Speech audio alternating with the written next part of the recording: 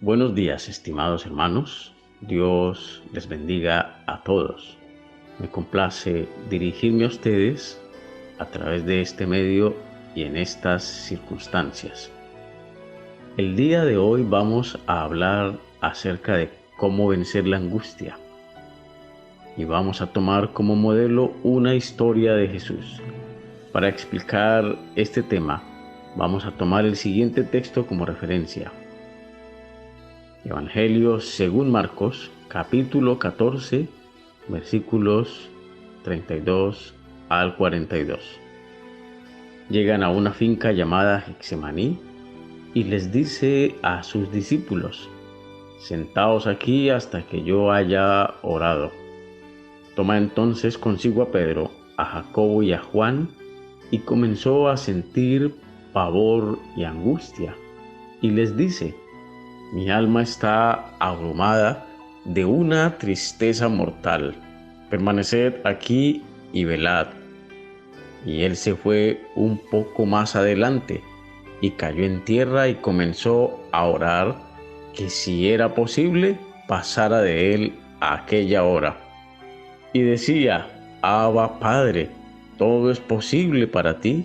Aparta de mí esta copa, pero no se haga lo que yo quiero, sino lo que tú quieras. Viene entonces y los encuentra dormidos y les dice a Pedro: Simón, ¿estás durmiendo? ¿No tuviste fuerzas para velar por una sola hora? Velad y orad para que no caigáis en tentación, pues el espíritu es animoso, pero la carne es débil. Se fue otra vez y oró diciendo las mismas palabras. De nuevo vino y los encontró durmiendo, porque sus ojos estaban muy cargados y no sabían qué contestarle.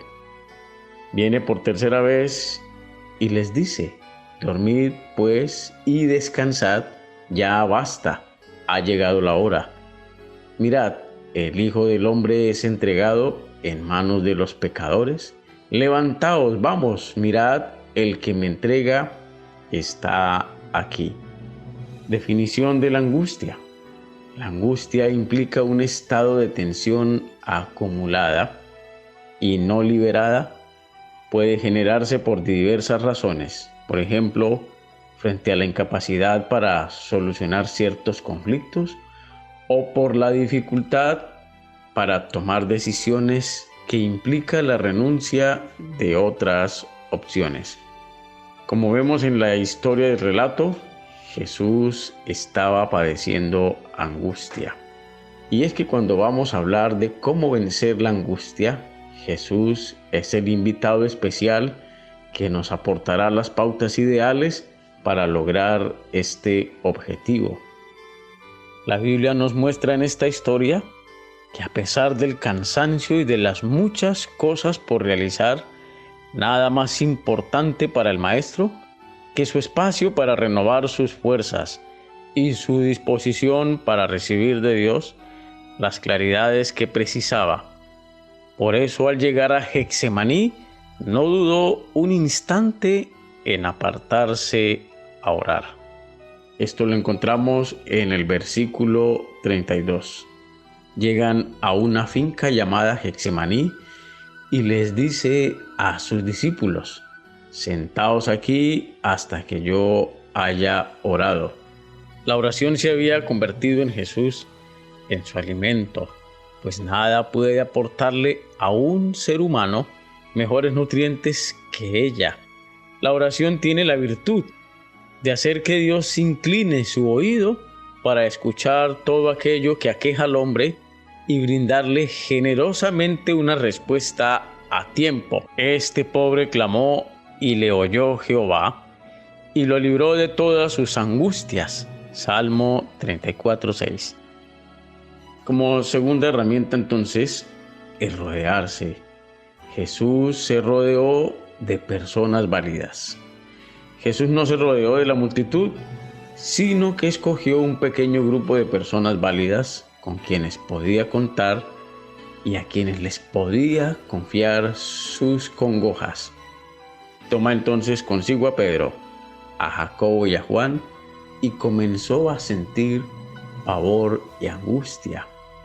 Observen que el relato nos muestra que lo primero que Jesús hizo fue aceptar su condición de persona angustiada, y esto se convirtió en el punto de partida en el proceso terapéutico y capacidad para aceptar que él no podía ser su propio consejero, que no era autosuficiente, por lo cual necesitaba ayuda. Y esta es quizá una de las cosas admirables del rabino de Nazaret, pues aquel a quien la multitud buscaban como terapeuta, ahora es capaz de reconocer que precisa de la intervención de alguien que ve las cosas mejor que él respecto de su propia vida y de manera objetiva. Y en primera instancia buscó a sus amigos, los cuales no lo pudieron comprender, aunque en un grandioso gesto de solidaridad intercedieron por él. Luego acudió a quien sin duda alguna podía librarlo de su agonía, a Dios el Padre. Y él se fue un poco más adelante, cayó en tierra y comenzó a orar que si era posible pasara de él aquella hora. Y decía: Abba, Padre, todo es posible para ti, aparta de mí esta copa, pero no se haga lo que yo quiero, sino lo que tú quieras. Y es que Jesús mejor que nadie sabe que para Dios todo es posible. O dicho en otros términos, nada hay imposible para Dios, pues Él era el testigo directo de muchos milagros y prodigios realizados por Dios a través de su ministerio. Tenemos el ejemplo en textos anteriores del leproso que fue sanado, el paralítico que fue curado, el demonio que salió del Gadareno, la hija de Jairo resucitada, etc. Y es que aún sus discípulos fueron impactados por su convicción del alcance del poder de su Dios, y esto lo vemos en Marcos capítulo 10, versículos 26 y 27. Los discípulos se asombraron aún más y decían entre sí: entonces, ¿quién podrá salvarse? Para los hombres es imposible, aclaró Jesús mirándolos fijamente, pero no para Dios. De hecho, para Dios todo es posible. Nueva versión internacional. No hallando en el instante respuesta alguna de parte de Dios, su ansiedad lo regresó a sus amigos, los discípulos, quienes se habían convertido en su bastón en medio de su angustia y a quienes se encuentra dormidos. Viene entonces y los encuentra dormidos y le dice a Pedro: Simón, ¿estás durmiendo? ¿No tuviste fuerzas para velar por una hora? Velad y orad para que no caigáis en tentación. Pues el espíritu es animoso, pero la carne es débil. Y es que para Jesús no es suficiente una buena disposición o inclinación, si no se encuentra entrelazada con la disciplina, pues esa era su herramienta por excelencia frente a las grandes demandas de su existencia. Volvamos a Marcos en el versículo 39. Se fue otra vez y oró diciendo las mismas palabras. De nuevo vemos a Jesús dirigiéndose al Padre y de manera insistente suplica le cambien las circunstancias, cosa que no fue posible, pero Dios en su inmenso amor lo consoló y le dio la claridad que le permitió descansar.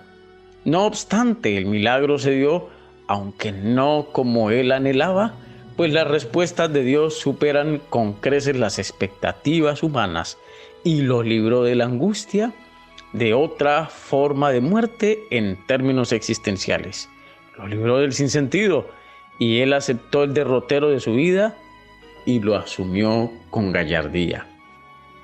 Viene por tercera vez y les dice: dormid pues y descansad, ya basta, ha llegado la hora. Mirad, el Hijo del Hombre es entregado en manos de los pecadores.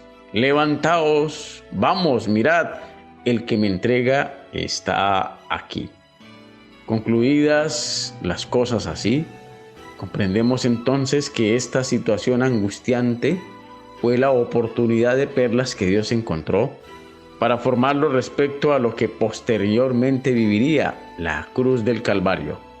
Y si lo miramos en la cruz, Él no estaba agitado, pues Él supo en las manos de quien había depositado su vida.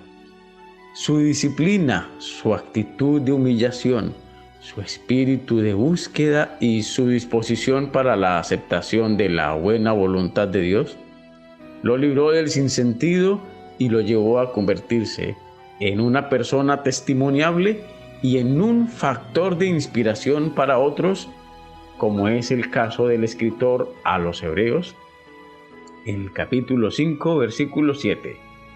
En los días de su vida mortal, Jesús ofreció oraciones y súplicas con fuerte clamor y lágrimas al que podía salvarlo de la muerte, y fue escuchado por su reverente sumisión.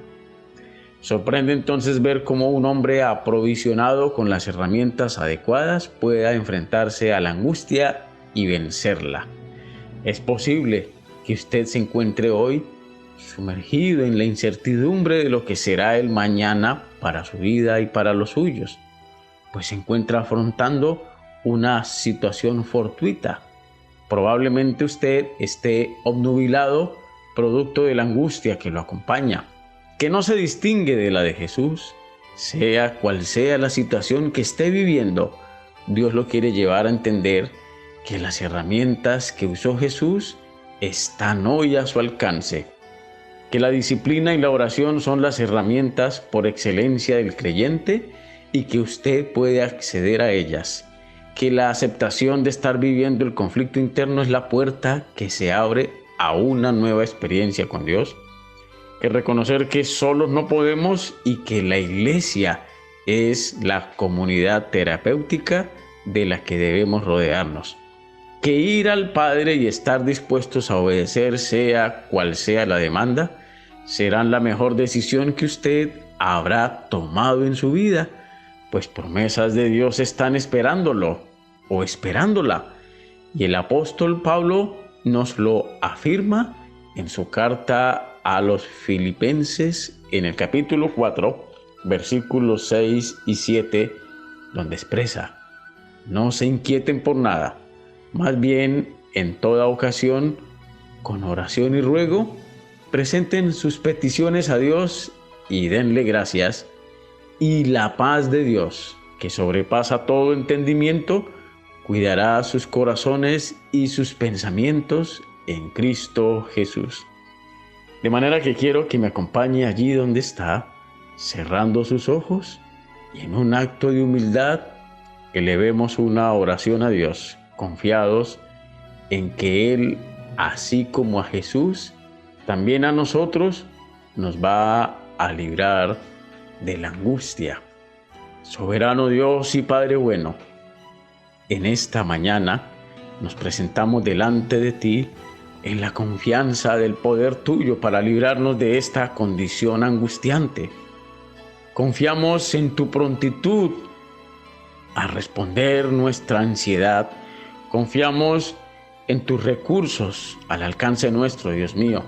Confiamos en aquel poder que fue capaz de librar a Jesús de su angustia y de levantarlo de la muerte. Por eso te presento no solo la vida mía, sino la vida de todos aquellos que me están escuchando en este momento. Y de manera especial te pido que los salves, que los sanes, que llenes sus mentes de razones tuyas que les permitan adquirir la paz en este momento histórico de sus vidas.